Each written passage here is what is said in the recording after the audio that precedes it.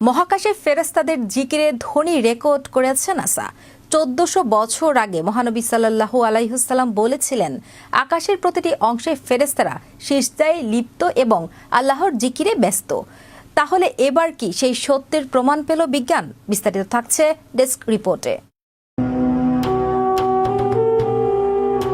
আবু দার রাদিয়াল্লাহু তাআলা আনহু বলেন, রাসূলুল্লাহ সাল্লাল্লাহু আলাইহি সাল্লাম যখন মিরাজ থেকে ফিরে আসেন তখন তাকে প্রশ্ন করা হয়, আপনি আকাশে কি দেখেছেন বা কি শুনেছেন? উত্তরে তিনি বলেন, আমি যা দেখেছি তোমরা তা দেখো না, আর আমি যা শুনেছি তোমরা তা শুনো না।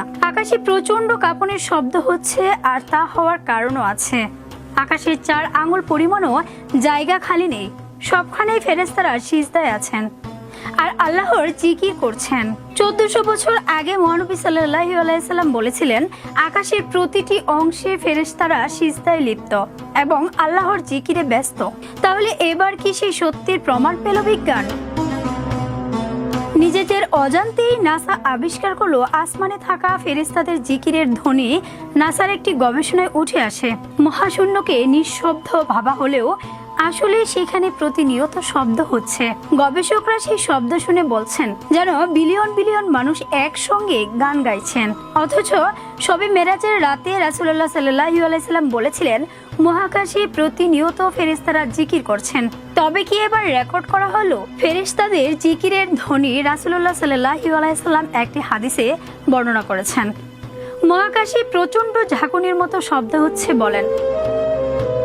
আগে ধারণা করা হতো মহাকাশ যেহেতু একটি বায়ুশূন্য স্থান, তাই সেখানে শব্দ হওয়া সম্ভব না।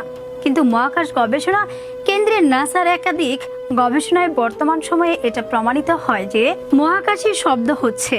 সংস্থাটির hour universe is not silent অথবা লিসেন টু দ্য ইউনিভার্সিটির সব প্রতিবেদনও দেখানো হয়েছে কিভাবে মহাকাশে শব্দ হয়। এমনকি নাসার অত্যাধুনিক টেলিস্কোপ ও যন্ত্রপাতির সাহায্যে এসব শব্দ রেকর্ড করা হয়েছে। গবেষকরা বলছেন, মহাকাশে মুক্তভাবে ছড়িয়ে ছিটিয়ে থাকা বিভিন্ন কণা বা নক্ষত্রে রেডিয়েশনের কারণে এই কম্পন বা ভাইব্রেশন সৃষ্টি হয়। তার কারণে এই শব্দের উৎপত্তি শব্দগুলো ইলেকট্রোম্যাগনেটিক ওয়েভ আকারে থাকে, পরে সেগুলোকে শব্দ তরঙ্গে রূপান্তর করা হয়। একটু খেয়াল করলে দেখা যাবে যে রাসূলুল্লাহ সাল্লাল্লাহু আলাইহি সাল্লাম 1400 বছর আগেই বলেছিলেন যে আকাশে কাঁপনের শব্দ হয়।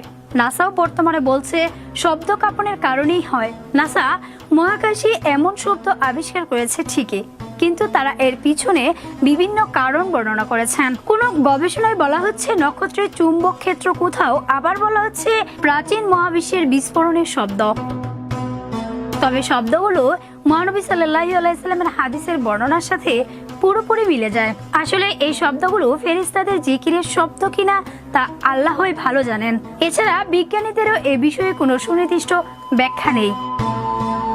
অনিশা জান্নাত, বিশ্ব বাংলা 24 নিউজ ডেস্ক।